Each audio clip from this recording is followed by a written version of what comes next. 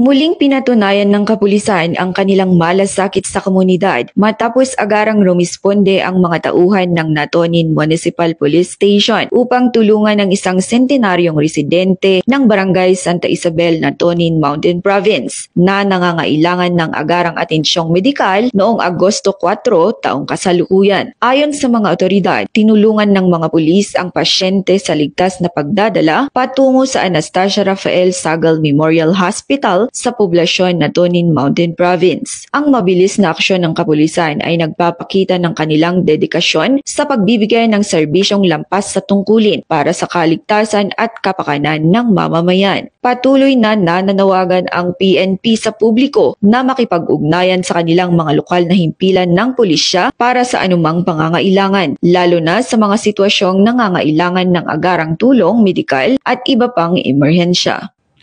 Mula dito sa Natonin Mountain Province, ako ang inyong PNN correspondent, Patrolwoman Jezebel Moyao, alagad ng batas, tagataguyod ng Balitang Pulis.